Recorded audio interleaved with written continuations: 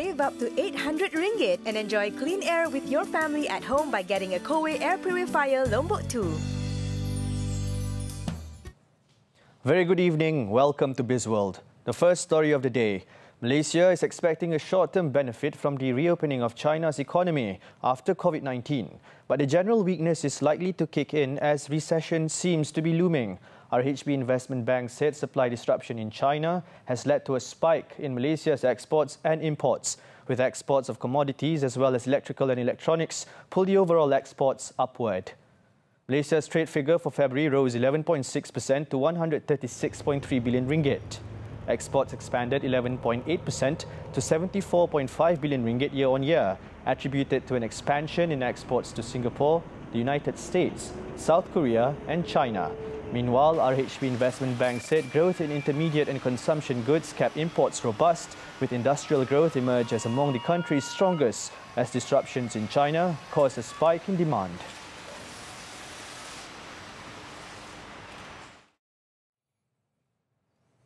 Sime Darby Property Berhad announced a new senior management lineup, starting with the appointment of Dato' Azmi American as its new group managing director, effective immediately. In a statement today, it said Dato' Azmir was formerly the managing director and CEO of UEM Agenta Berhad. His expertise includes organizational transformation, business restructuring, operational competence, and corporate finance. Following Dato' Azmir's appointment, the acting CEO, Dato' Wan Hashimi Al-Bakri Wan Ahmad Amin Jafri, will resume his position as the company's Township Development Chief Operating Officer. Sime Darby Property also announced the appointment of Muhammad Sohimin Muhammad Aliuddin, formerly Executive Director of Tropicana Corporation Berhad, as its Chief Specials Projects Officer. It also appointed Izzat Al-Hajri as its acting Head of Corporate Communications, effective April 1st.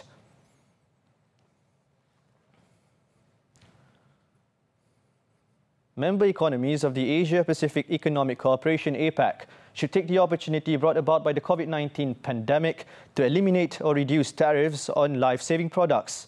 This is vital to ensure the trade policy response supports health systems across the region. According to APEC Policy Support Unit Director Dennis Hugh, COVID-19 has impacted the health and safety of billions of people. It also led to a critical and severe shortage of medical equipment, medicines and basic protective items in many places around the globe. By using the groundbreaking APEC Environmental Goods Initiative as a model, he said, its members could agree to an APEC-wide standstill and eventually phase elimination of all tariffs on those essential medical goods. APEC's economies can commit to refrain from implementing trade restrictive measures on these products even after the pandemic abates and maintain open supply lines. The economy bloc represents 40.8% or $404.5 billion of the global import value of these essential medical goods and 28.8% or $271.8 billion of global exports.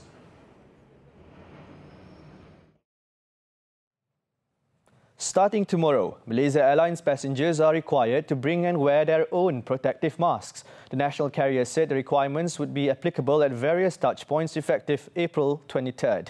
The touchpoints include during check-in, boarding, in the aircraft cabin, disembarkation and collection of baggage on arrival at touchpoints to mitigate the spread of COVID-19. This requirement applies to all passengers excluding infant travelling on all Malaysia Airlines, domestic, international and charter flights. The airline said this is to ensure the comfort and well-being of each passenger and airline employee. Malaysia Airlines will not accept passengers that do not have or wear a face mask at the time of check-in and boarding. Long-haul flights, passengers are also advised to bring additional masks and hand sanitizers.